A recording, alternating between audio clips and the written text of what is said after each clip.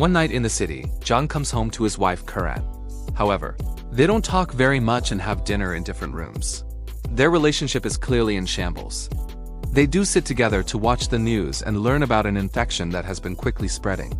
John thinks it's just some big pharmaceutical company trying to cash in and even blames them for the virus. But Karan ignores his theories. When John announces he'll grade some papers before going to bed, Karan tries to say something, but decides to leave the talk for tomorrow. The next morning, John hears a plane flying too close, which makes a hole in his roof before it crashes nearby. At that moment, Karan finally wants to talk, but John leaves to investigate the incident. He doesn't hear her say she wants a divorce. Outside, John looks at the plane crashed on the side of a building, causing a big fire. Their neighbors tell John that infected people are biting, so he returns home to tell Karan while they keep hearing sirens outside. They look out the window and discover that infected people have become zombies who are currently attacking people to feed on. The couple immediately turns on the news and Karan drinks, while watching reporters tell everyone to stay inside. Then they check on their food and realize they don't have much, which causes so much stress for John that he rushes to the bathroom to throw up. Karan wants him to get supplies from the neighbor's apartment, pointing out that he should be safe in the corridor and nobody cares about illegal acts anymore. She also promises to take turns. Moments later, John comes back with food and says their neighbor's door was open. Karan agrees to go, but first she puts on a helmet, gloves, and tapes a knife to her shoe. Before leaving, she tells John to take out the moving boxes from the closet so they can use them to store stuff. When Karan returns with more supplies, John asks if the boxes meant she was planning on leaving him or she only got them to put things in storage. Karan only says yes. Afterward, she sends John out with protection to get the neighbor's big TV. That evening, the news reporter announces this is their last broadcast, claiming they'll come back when the situation stabilizes. He reminds everyone to stay inside and avoid physical contact with others. Military teams are evacuating people, so anyone in need of rescue must put an X on their windows. Updates will be done on the radio at 3 o'clock in the afternoon. The couple uses tape to add the X to their windows, and later that night, a helicopter flies by, but it doesn't stop for them. The next morning, John finds Karan coming back with more stuff. She says she couldn't sleep, so she searched neighboring apartments because they don't know how long they'll be stuck there. John makes her promise they'll give back the stuff when the pandemic is over, but he's very disappointed to see Karan has taken non-essential things like pretty dresses. Afterward, John's afraid that the zombies may get in and searches for ways to defend himself, like using spray on a lighter to improvise a flamethrower. Karan helps him gather all the knives and hammers in the apartment and some flour to mess with visibility. At 3, a government official on the radio announces that there rests still no known cause for the pandemic and that only certain parts of the world are affected, promising that they're working hard to keep electricity and water working. Trying to keep themselves busy, the couple plays cards. John thinks things will go back to normal because history shows that humanity always recovers from big events like the Black Plague. However, Karan is annoyed by his constant positive attitude and starts drinking even though it's morning. When John calls her out, Karan points out she's been drinking every day for a year and he hasn't noticed. He follows her to the nursery and they finally discuss the elephant in the room. It turns out their baby daughter died and they haven't been the same since.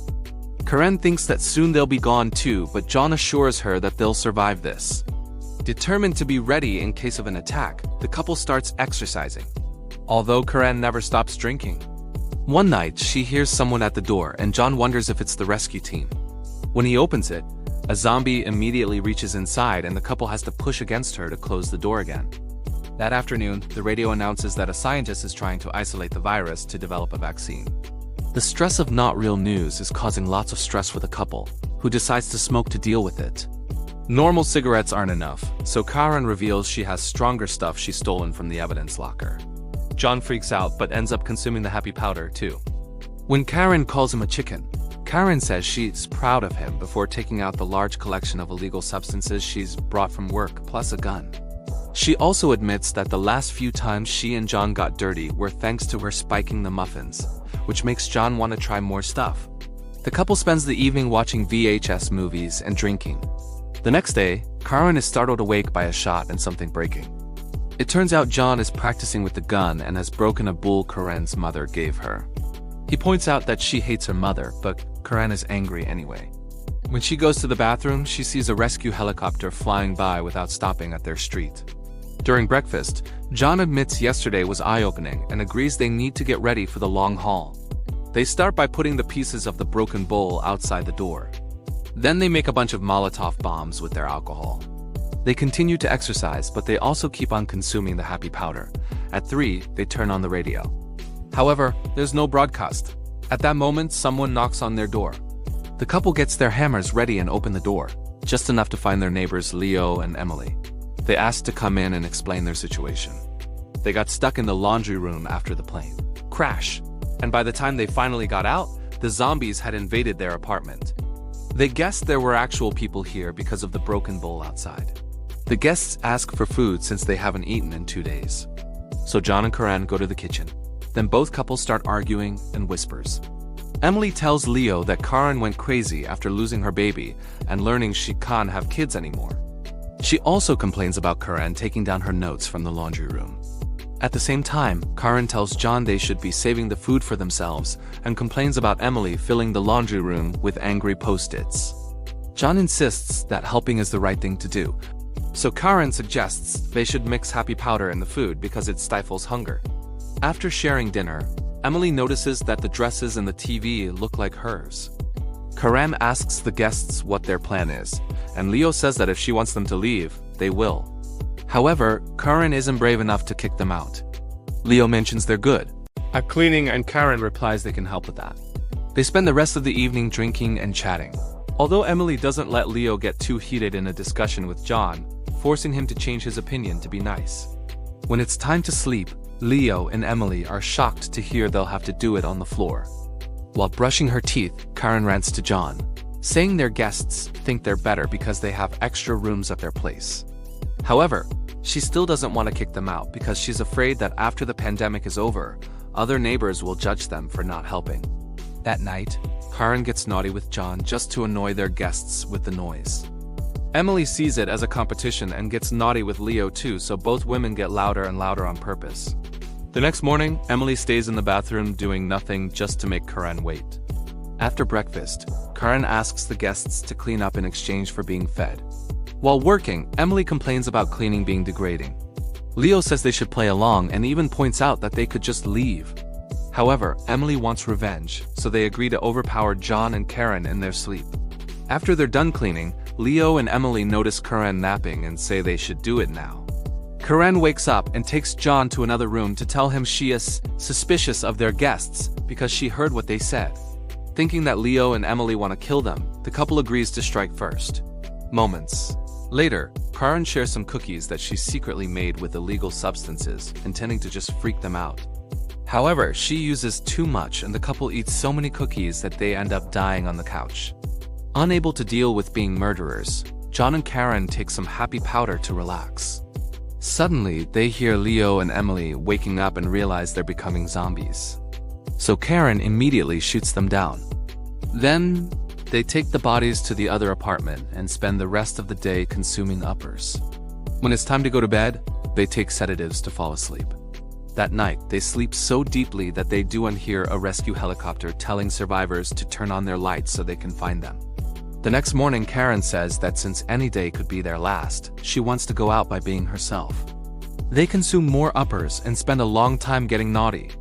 Afterward, while they take a bath, Karen announces that after this is over, she wants to adopt a child, and John agrees.